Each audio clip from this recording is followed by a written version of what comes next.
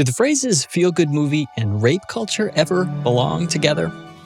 In this episode of The Soul of Life, I speak again with Sandie Angulo Chen, a film critic and writer for Common Sense Media. We realize that parents don't have the time to see and read and listen and play everything that their children are asking. About several new films and shows that handle some fairly radioactive cultural themes, like the Amy Pohler-directed Moxie that follows a teenage girl's coming of age as a feminist. Hey, Mom, what do 16-year-olds care about? When I was 16, all I cared about was smashing the patriarchy and burning it all down. And pushes back hard against sexism and objectification of women. One of the categories is most bangable girl. Moxie's teachable themes for parents and families take on a darker intensity in the film starring Carey Mulligan, Promising Young Woman. Can you guess what every woman's worst nightmare is? About a young woman traumatized by a sexual assault in her past who seeks vengeance. For a while, you were like, am I watching a horror movie? Or you are incredibly uncomfortable and you understand your own discomfort while you're watching it. Not a spoiler, Mulligan's character carefully plans serial revenge on men who try to take advantage of her when she pretends to be drunk and helpless. You don't know what she's going to do to these men. And then Sandie and I totally shift gears into sci-fi escapism to talk about the new Marvel Universe series on Disney+, WandaVision. Paul Bettany and Elizabeth Olsen have wonderful chemistry. Wanda and Vision, aren't we a five-pack?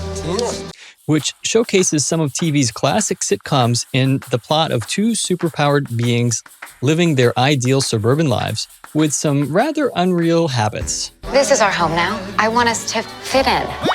Oh, this is gonna be a gas! In real life, they're probably a little too many years apart for me to root for them if I'm thinking about them as both humans. But since he's not human, it's a little bit easier. Am I dead? No. Why would you think that? Because you are. We talk about several other noteworthy series like Boys State, a documentary about the Texas chapter of this national civic education group for teens across the U.S. We review Raya and the Last Dragon, a fantasy action-adventure film produced by Walt Disney Pictures. And we talk about the 2021 Oscar nominations, Judas and the Black Messiah. Deputy Chairman Fred Hampton of the Illinois Black Panther Party. And some films Sandie thinks got snubbed. Welcome to The Soul of Life. I'm Keith Miller. I didn't personally love the new Tom and Jerry movie, and I think I did give that 2 stars. And this is Common Sense Media's Sandie Angulo Chen.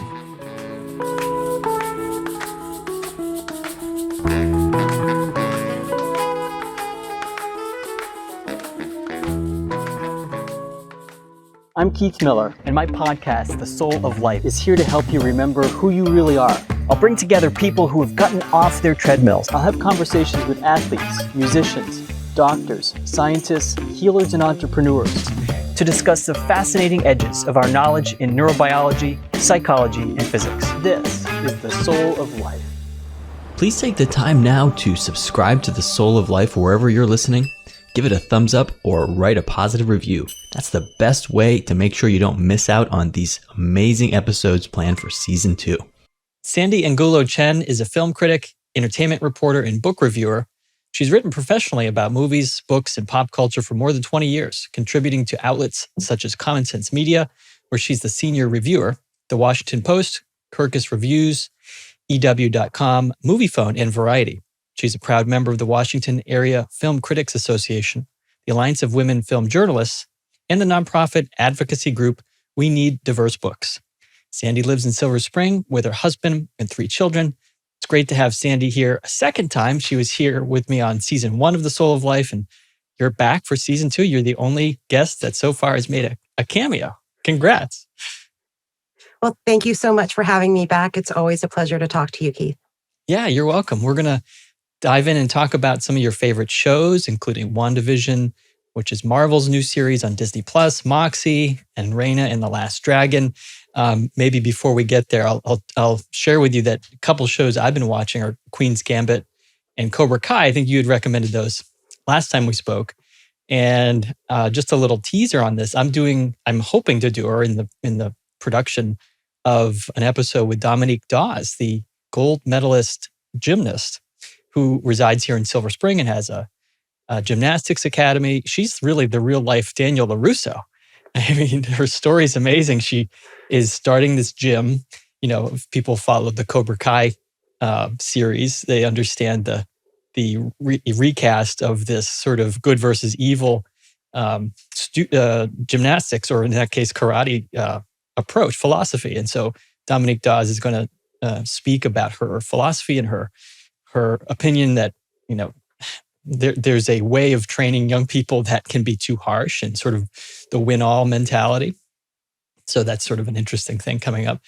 We've been enjoying Cobra Kai and Queen's Gambit. You know, chess has taken on, as you probably know, during the pandemic, has taken on more new players than ever. People are playing online. I know our son is playing. I've been playing more with him than ever. So it's been fun to watch Queen's Gambit as well. What are some of the shows that you're watching? Well, I did want to say that it's funny that you mentioned Dominique Dawes, because my physical therapist, who also grew up in the area and is a Black gymnast, actually a very tall Black gymnast, I would say, she volunteers and works at Dominique Dawes's, I don't know if they call them studios or gyms. Academy. But yes, exactly. And, and for her, it's been interesting hearing her when, as I'm doing my dead bugs and all these other Pilates moves she makes me do each week, to talk about what that experience of being a Black gymnast and having Dominique as one of her mentors and role models. So I will make sure to tell her to listen in and see what it's like to hear her on a show. I, again, love both of those series. I think they obviously have very different things and topics to discuss, but they were both just so well made. In our house, because now we're down to 2 children at home. Our oldest is in college, so we no longer have to worry about what he wants to watch when we have family movie night. We have had a devoted Friday time to see WandaVision on Disney Plus because of the fact that we all enjoyed the Avengers movies. I am not a super fan, I would say. I mean, I enjoyed them. Do you get confused like I do?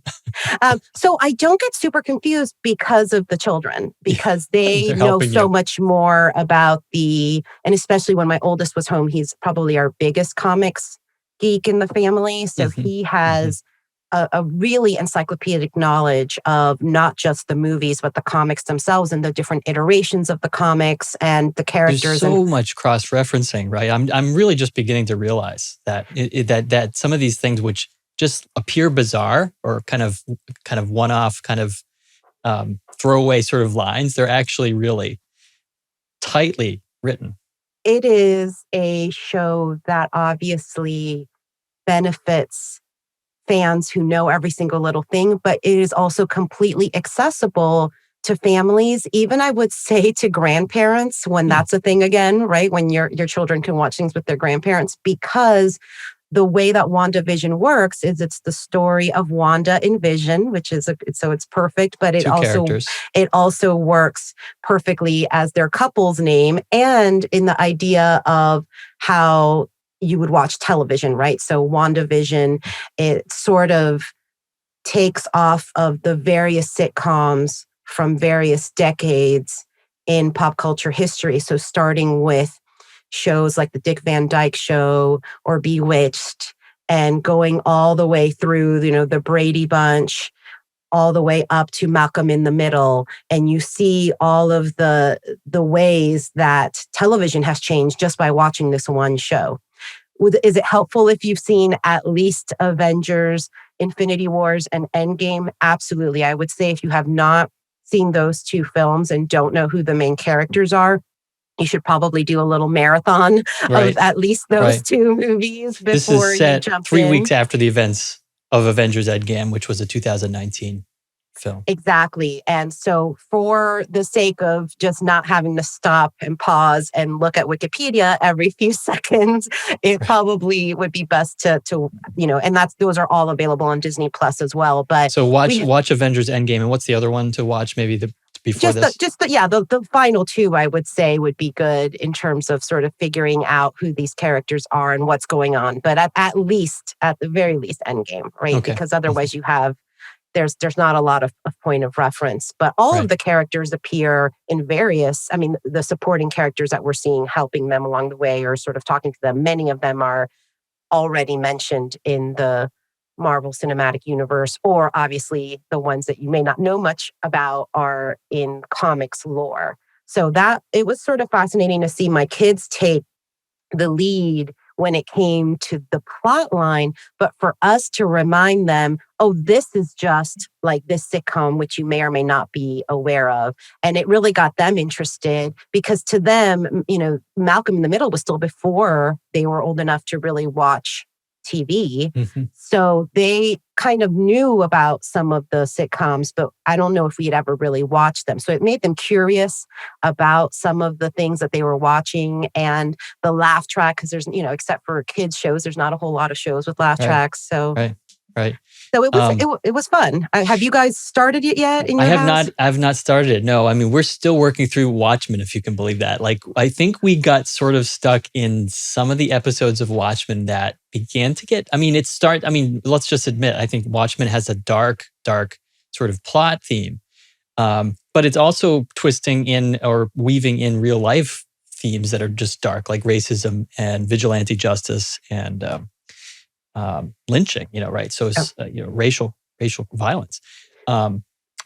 But so I think we sort of got like burnt out somewhere in the middle of Watchmen, and we're still trying to piece together like, okay, what is going on? Do you watch that as a family, or do you? No, just my son and I. Yeah. Okay. Yeah. I think those are the only two audience members that would be interested. Yeah, I wasn't sure that. Yeah, not sure that I would watch Watchmen with a middle schooler unless they were incredibly mature. But I do think for a high schooler, especially if they're interested in the graphic novel. And by the way, I'm happy to lend it to you if you would like to read it. I've had many people offer to, and I've had it in my hands in the bookstore, and I've just like I've been interested. Right. I haven't been like ready to read it. I'll have to do a drive-by and just leave it on your drop it off. I'll probably doorstep. WandaVision sounds like it's a lighter comic series. It is a lighter series, except that one of the major themes, which I don't think will be a spoiler for anybody who has seen the Avengers movies, is grief and loss and how you process that. So I would love to hear your thoughts on it because as someone who has spent their career talking to people who have experienced that kind of pain and how they move forward from it, I think it's just it's so much deeper than you would think. And I do think people don't give those movies. Sometimes they can be snobbish about the movies as well. Yeah. But I think there are so many themes that are touched upon in the show. You have to get over the fact that the main character has a red face. Or some of these other movies that you're talking to, like what's Rocket? What's the character Groot and Rocket? Rocket is like this like little animal, right? But he talks, right? So you have to get over these. Right. Right. Exactly. Or they're aliens, or or obviously these are superhumans. In the case of Vision, he's not even. He's like a sentient. I forget the terminology for it because again, I'm not the super fan, but he's sort of like this all-knowing sentient. Almost AI, but who can somehow take this kind of humanoid form.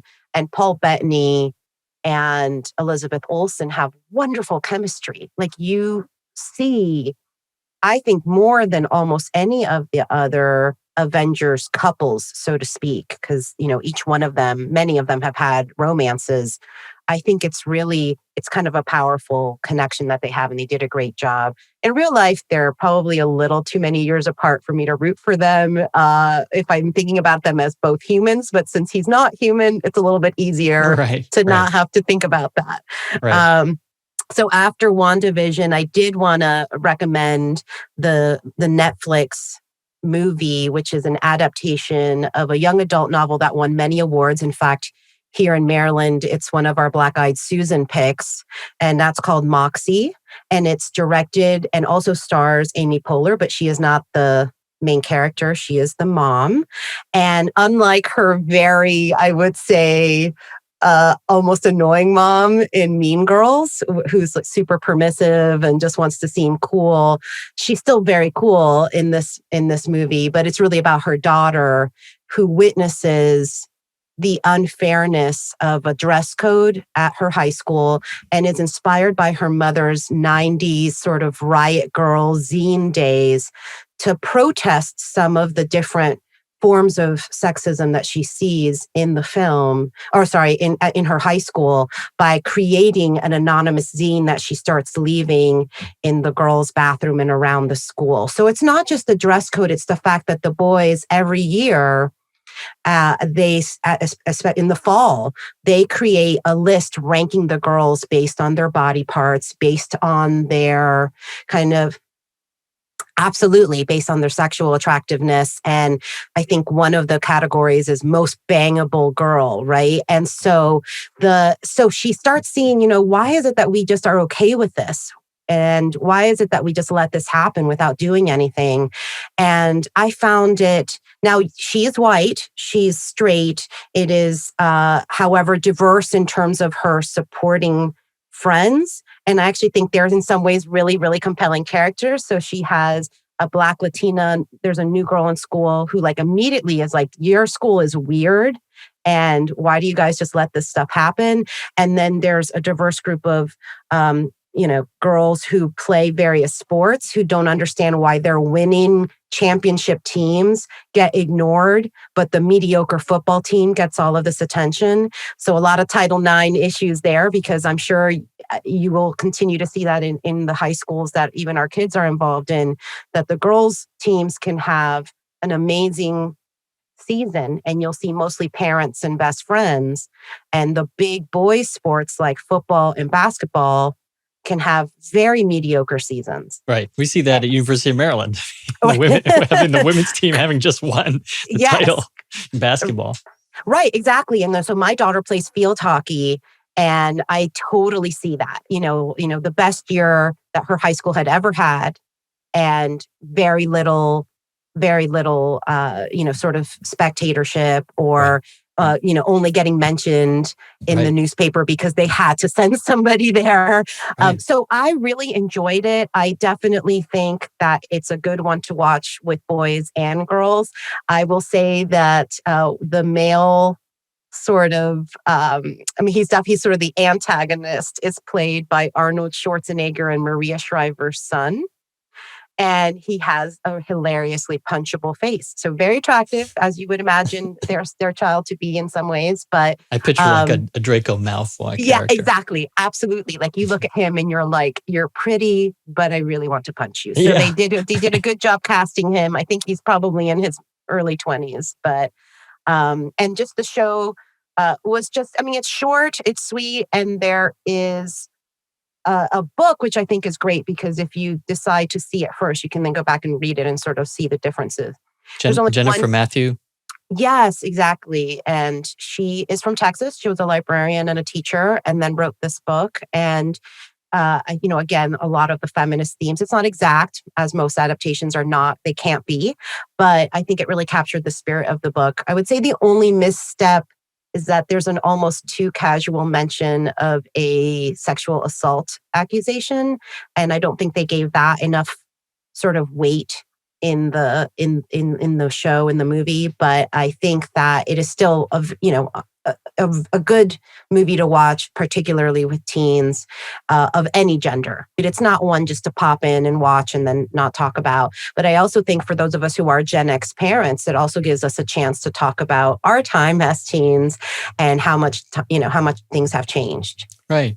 Speaking of rape culture, since we're on that theme, Promising Young Women, an Oscar nominee, which was announced today. The write-up on your website, Common Sense Media, was that parents need to know that Promising Young Women is a dark revenge comedy feminist thriller about a woman named Cassie, Carey Mulligan, who pretends to be a drunken vixen to test men's good intentions. The ones who try to take advantage of her inability to consent are in store for an epic reckoning. And now that one is really, I think, speaking of Moxie, it's taking Moxie. It's got a lot more Moxie than Moxie. A much darker theme and a theme of revenge, especially. Absolutely. I would say that is, Moxie times 3 with much more mature and dark themes because, they are adults.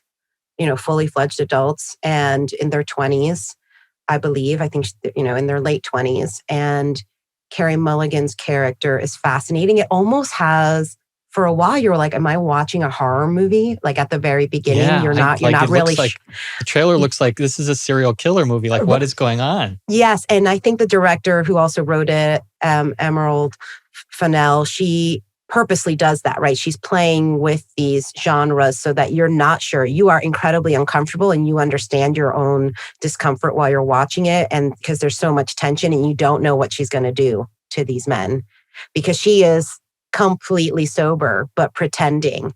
And what I thought was amazing about the movie, Keith, for especially adults of a certain age who are familiar with a bunch of different shows, is that the men that she cast are men who've played good guys on different shows. So you've got Adam Brody, who was, the beloved sort of brother figure in the OC. And you've got, the actor who plays Schmidt in New Girl.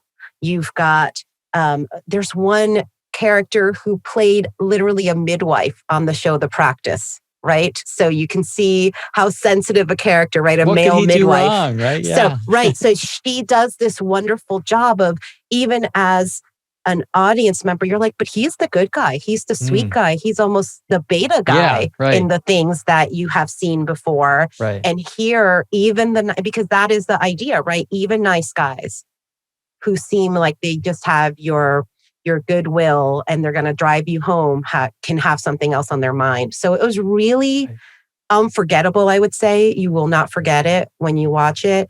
You may not like it in the sense that she does things that many directors would not be brave enough to do with her main character.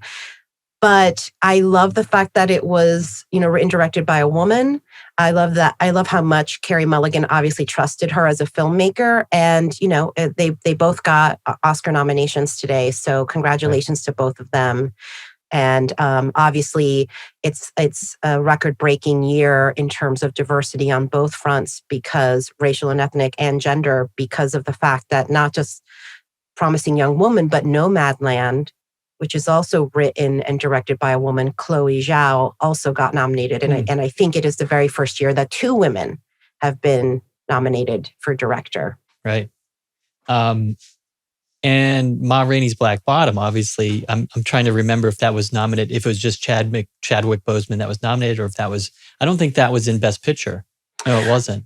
So that wasn't in Best Picture, but Viola Davis was also nominated, and which makes sense because there is no way you could, in that particular movie, I'm not sure how you could nominate Chadwick Boseman and not nominate her when their roles are sort of intricately entwined. I don't know if you saw the Golden Globes, but his widow gave the most beautiful and profound speech, and then they kept showing Viola Davis, who was naturally, like all of us watching, was weeping. So there are many nominations that I am really happy about, like I am every year, and then there are many nominations that I wish there had been room for. Like what? What would you have wished that didn't get put in? So I'm very surprised and sad that Delroy Lindo's performance in Da 5 Bloods, which is not really a family flick, but that is, the Vietnam era drama by Spike Lee that came out on Netflix, earlier last year. And Chadwick Boseman is also in that, in fact. And it was, Delroy Lindo is always excellent. And if you look at his filmography, he is just one of those actors that knows exactly what he's doing. It's sort of like Giancarlo Esposito is another one like that, where he knows when you see him in something, if you're going to get a wonderful performance. So I was sad for him because I just think he did an incredible job and got a lot of the other nominations. So that was a little bit surprising. And then in the documentary category, even though I really liked the documentaries, and in fact, we spoke about one of them the last time we chatted, but the documentary Boy State, which I do think is incredibly family friendly and is about the governor's camps for very high achieving boys across the country. And in this case, it's in Texas. It really made us so invested in the boys. And, they have to have their own elections for governor, and it just sort of shows. And so one is more conservative and one is more progressive, and just to see how the politics on the national scale were affecting these teenage boys and how they were going about their own sort of microcosm. And it is Texas, so some of the things that happened were a little bit to be expected. But I think as we watched, we just got so invested in that film and thought it was great. So that was a little bit like, oh no, it was sort of a personal favorite. But I think that happens every year. You know, speaking about representation and diversity, this is Disney Animation's first film about a Southeast Asian. So there's Mulan, and she is Chinese. And this is the Southeast Asian cultures. It is not one specifically, but there are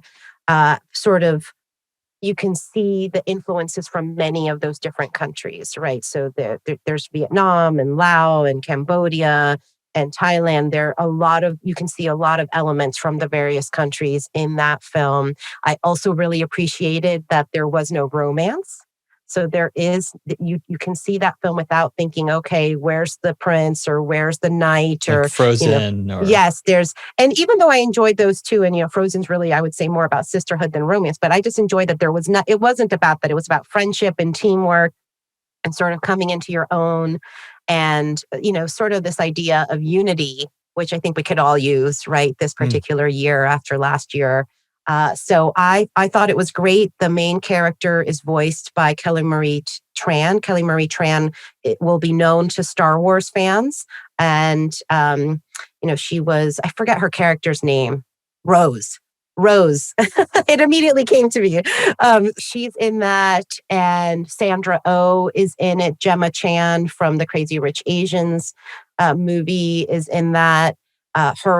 Raya's father is played by Daniel J. Kim, who many will remember from Lost and Hawaii Five-0. So it is a representation in the voice acting is real. No one is pretending to be Asian who's not, which is a real problem, even in Disney. So I just thought they did a great job with the movie, and there's some really funny sidekick characters that I think younger kids will enjoy. The naked baby shows up. Yes, there's just this hilarious naked pickpocketing baby who has little monkeys as best friends. She's in it, and then she's adorable. And then also Raya's kind of best friend is like a roly-poly, like a giant roly-poly. So again, there are fantasy elements. Do not expect that you're going to see it and know exactly where they are, but the elements are there from these Southeast Asian cultures. And I do think it means a lot to, the Asian community to be able to see that. And I think they obviously are having a very good year in terms of representation with Minari and Lee Isaac Chung and Steve Young and the many nominations that they have, and Chloe Zhao from Nomadland. So it is a good year for Asian representation in award-nominated films. Yeah. So there's a lot to watch and a lot to catch up on. I mean, looking at the Oscar list here, which is April 23rd? The Oscars are announced April 23rd, I think so. I have to say that this year has felt like a decade. So I have not done the greatest job of having the dates, because this cycle, we would never be so late in the year seeing the Academy Awards. So I've, lost all sense of time. There were years when I would have just been watching live in the morning, the nominations. And today I was like, oh, right, they came out. So I think it just sort of shows you what kind of year we've had. Do you think we've lost our sensitivity to events? Like it's almost as if because they're online, they're not real events anymore. Well, I can tell you that I didn't watch the Grammys at all. And I heard that cool things happened, and I saw some pictures, but it wasn't even something that we talked about or even were bothering about this year. And I think in another year, we might have. We did watch the Golden Globes, and we're aware of that. And again, it's not like we dislike music, but it was not something that my family in any way had on their radar other than when the notifications started coming in about some of the record-breaking wins by Taylor Swift or Beyonce or things like that. So again, I do think even the Golden Globes had the worst viewership in recent history. I'm not sure about the Super Bowl, if that had an effect this year as well. That'd be interesting to dig up to see. I'd be shocked if the NFL has had a dent in its viewership because of the pandemic. Right. And that's a different kind of involvement from fans. Whereas I think the Academy Awards, again, because they're so late, I mean, the fact that they were becoming at the end, or not even, I mean, right? April's already the second quarter of the year. So it never happens that late. And we just sort of need to get it over with and move on to this, whatever's happening this year. I would like to know if going to the theater will ever even be a possibility again. I know there's a lot of things we're keeping our fingers crossed. There's a film that made Best Original Screenplay as well as Best Picture nomination, which is Judas and the Black Messiah. So about the FBI under, I think, J. Edgar Hoover's FBI, going after a Black Panther leader and investigating. That looks really interesting. I am very pleased Lakeith Stanfield and Daniel Kaluuya got nominations today. I don't think they were both expected to, especially Lakeith Stanfield, who was in the supporting character. Well, they both were, which was odd. It's a little bit odd to me, but they were both supporting nominees. But there was a little bit of controversy about the fact that Daniel Kaluuya is actually English. And I don't know if we are the right people to have this conversation, since neither of us are descendants of slaves. But I know that there was this thought that some of these iconic Black actual people were being played on film by English Black actors. So you have Harriet Tubman, who was played by Cynthia Erivo. You have MLK, who was played by David Oyelowo. And now you have, I think it's Fred Hampton, right? Who was played by Daniel Kaluuya. So in all of these cases, and I think there might have been a couple more, there was this sense by African American, and I'm using that term specifically because to differentiate from the Black English actors, and that they're African American actors who were like, I don't understand. This is not, they have their own history, they have their own immigration story to England, but they're not Americans. So, but on the other hand, many of the white superheroes who are distinctly American were played by white British actors, right? So I think it just sometimes has to do with who's auditioning. And, I happen to think all of the actors that I named did a really good job, but I know that was something that he had to deal with during this sort of what we call sort of awards season, was having to answer that question. Are you the right person to play Fred Hampton because of the fact that he is English?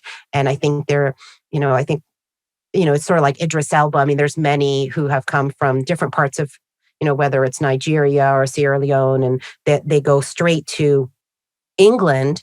And England has such a wonderful way of promoting and supporting its actors, the craft of acting, theater work. You can go to school, and very prestigious schools for dramatic arts. It's just very different here in the United States. So fascinating to talk about. But yeah, so Daniel Kaluuya did a wonderful job, and he was also in Get Out, as you may recall, but not American at all. He's English. Right. And it says something about their acting as well, too. I think when you can't tell that they're English necessarily. I remember the first time that I was talking to someone who had no idea that Hugh Laurie from House was a very, very famous English comedian. And this person just had no clue, and they were our age. They clearly weren't someone who, they didn't know who Stephen Fry was, obviously, but it was an interesting conversation because I realized, okay, yeah, British and Australian actors have to do perfect American accents to get work, but American actors don't have to know different accents to get work, so they just aren't usually as good at it. Right. I can generalize because Hollywood is still the dominant film and television industry. So it just doesn't go both ways, right? So you're reminding me, I was surprised to see that it's Paul Bettany who plays Vision in WandaVision. And so he's one of my favorite characters from the movie that seems to always be on TV. We always watch it, A Knight's Tale. Right? Oh, right. 2001 movie. But Paul Bettany is the muse, or I guess and you call it, in A Knight's Tale. So he clearly plays a British character there. And when in Vision, he's not playing with a British accent, I imagine, in WandaVision. Actually, he sort of does. He sort of does have an English accent because, again, he's not human. So it's like a voice, but maybe it's either English or sort of that sort of English-sounding mid-Atlantic Katharine Hepburn-esque sort of accent. But no, I do think it's just English, even though obviously he has no nationality. He has no story. Well, it's like when you're watching Game of Thrones and you're like, this is a made-up fantasy universe. So why does everyone have to have an English accent? Right. These are conversations that are had. Deep conversations. As to, like, I think, again, because we as sort of American English-speaking Americans, to us, the English is the other, but we can still understand it. So that's sort of the way it comes off in things that we're watching. Right.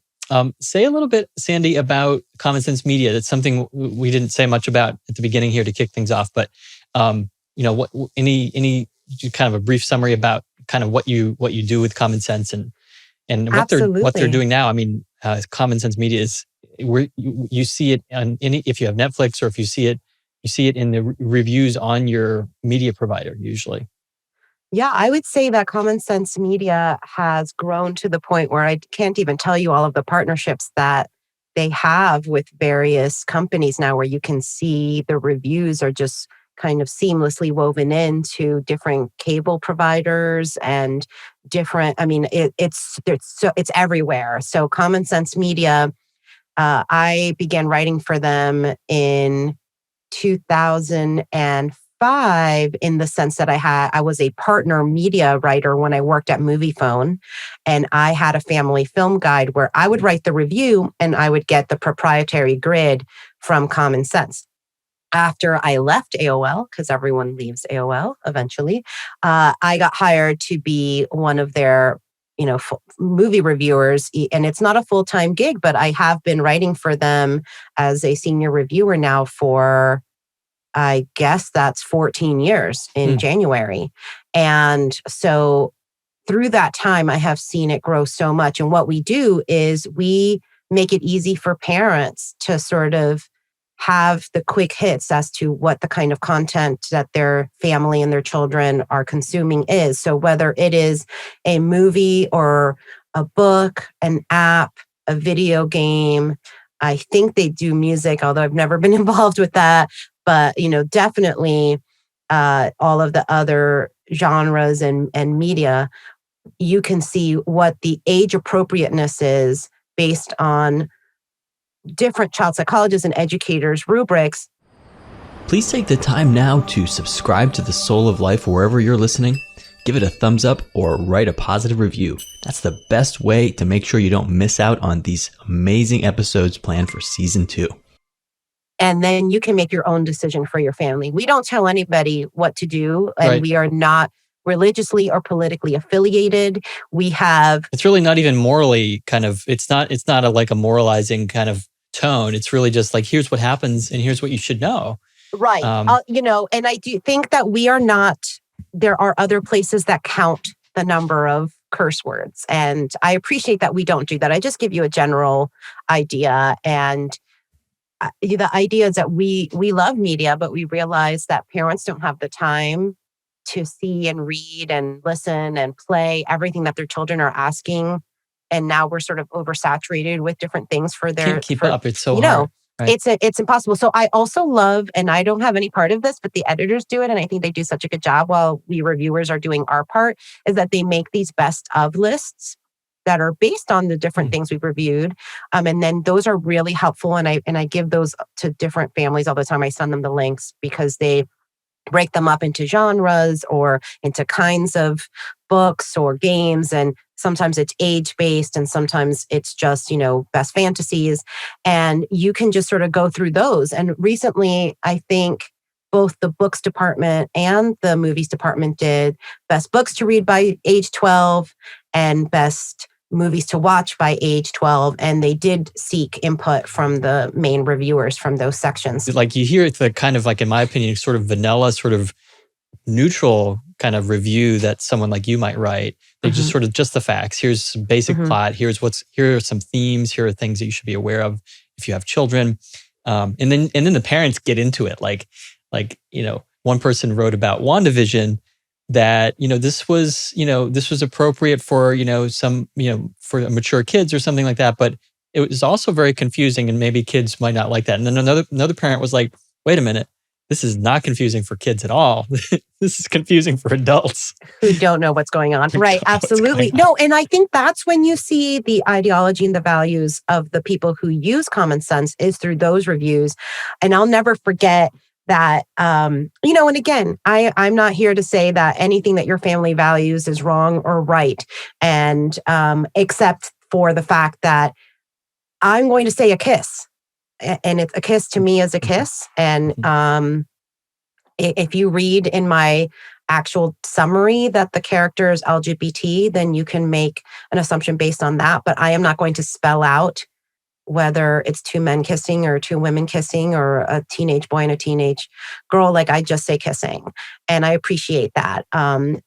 We have had very, very conservative readers write in their complaints about certain things. And we've had very, very liberal, progressive readers who write in with their complaints. You get it from both sides, which probably means you're doing a great job. And I would say that especially much more on the conservative side, I would say, than on the progressive side, there are other options. If what you're looking for is a religious media kind guide of overview and guide, there are options for you. We're still reviewers, so I love that it's independent. I can give 5 stars to something that I would rate 17 plus, and I can give a film that is aimed at families. I can still give it 2 stars or 1 star, even if I just feel like it's a waste of your family's time. Right. I do think sometimes we forget that something we might dislike is something that kids will enjoy. So an example of that is I didn't personally love the new Tom and Jerry movie. And I think I did give that 2 stars. And I think there were a couple of the reviews. I don't know if it was on Common Sense or somewhere else where there were kids saying, but I loved it. And I was like, and that's why I gave it 2 stars and not 1 star. I was just looking up to see if Reefer Madness was in Common Sense Media. And it's not in there for some reason. I'll have to let my editor know that there's a request. We actually do take them. We do take requests. I would love to read that review about the scene with Jesus, the religious. There's so much to unpack in Reefer Madness. Give it up for Jesus!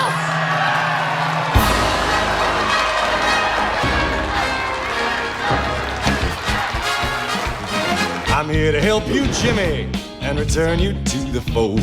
Try filling your lungs with God and not Jamaican gold. Do you want to make the angels cry? Listen to Jesus, Jimmy. Just say no to the marijuana. Listen to Jesus, Jimmy. The funny thing is I get a lot of the Christian movies to review because I do identify as a Christian. I am not an evangelical Christian, but I am a Christian. And so I do, and I judge those against other Christian films because to me, it's a different genre. And a lot of times it's sort of, would a church group want to go see this and why is a different question than would an atheist secular audience want to go see this? They're never going to want to see this movie.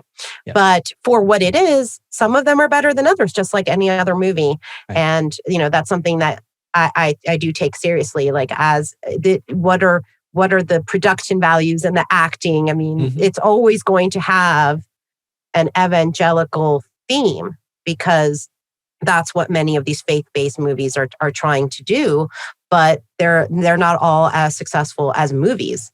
You're also a real book reader as well, as are we. And I think that's the asterisk to put around this. As much as we talk about all the media, we seem to be consuming on TV and film and on screen.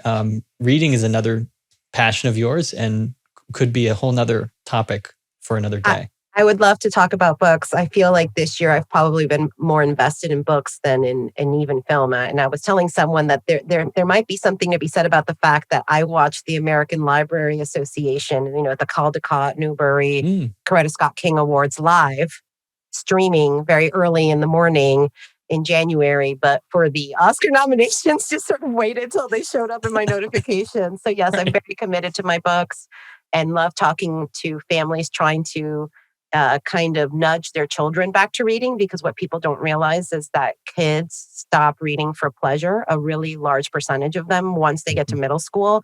And we really need to unpack that as a society. So I actually am the co-sponsor at a high school of a book club that is also a service-based organization, and they pick the books. The books are all written by diverse authors, and not just diverse racially and ethnically, but all sorts of diversity. And we have so much fun discussing those books. And so it really warms my heart to see at least these 15 students every other week who do want to read, because I know so many others, for so many reasons, are just reading what they're assigned to read in school. Yeah, and there's so much good stuff to read. My wife being a reading specialist and a reading teacher, and also just like you, interested in young adult fiction, we often have this fantasy, like, what would you do if you won, $50 million or something? Like, and often it's like one of the things that we would include in that is some sort of literacy program, like just supporting reading. If there's one thing you could pick in the world that could probably change more lives than would it be a medical intervention? Would it be computing science? Would it be,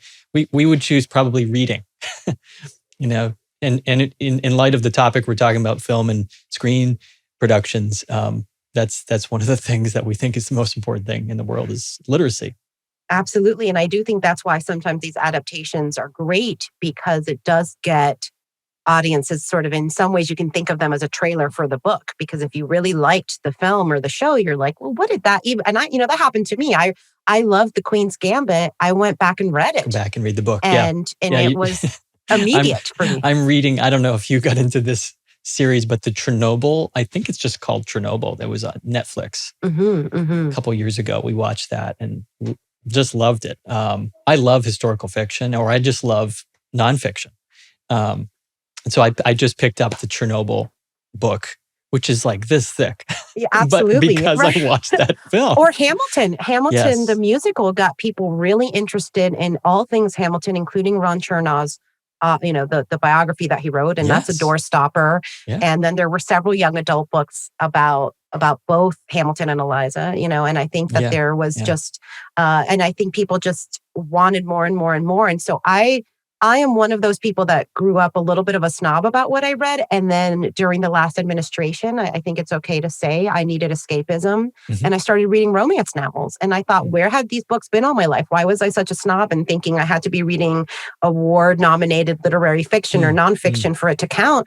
Romance, in many cases, is written by women who have PhDs from Ivy League colleges and are experts in the actual historical context that they're writing in. Not all of them, because just like any other kind of genre, there are Danielle great Steele, books. do you think? No, I'm not sure about Danielle Steele, but like I have read some really, really smart and really well done romance novels. And there's a romance. I just joke that there's a romance for every kind of person. So I no longer am someone who says I don't read X, because that's just not true. Right. And I tell my kids not to say that, not to say I don't read, I don't listen, I don't watch X, because there will always be an exception and it'll open your eyes, and we all need to be open to that idea. Right. It's sort of like when you think I don't watch Westerns, and then you see Unforgiven, or you see a Wyatt Earp film, or, whatever it might be. And then you're like, oh, that was a Western. Frankly, Star Wars is a Western, right? The Mandalorian was a Western. So I think that we all need to get out of our sort of bubbles in so many different ways. And one of them is to sort of read and watch beyond the walls that we've set up for ourselves and the comfort that and for me, for one of those things was horror. I'm not a big horror person, but I have seen some really kind of curated for me by my friends. Well, Stranger Things, I imagine might have been interesting for you.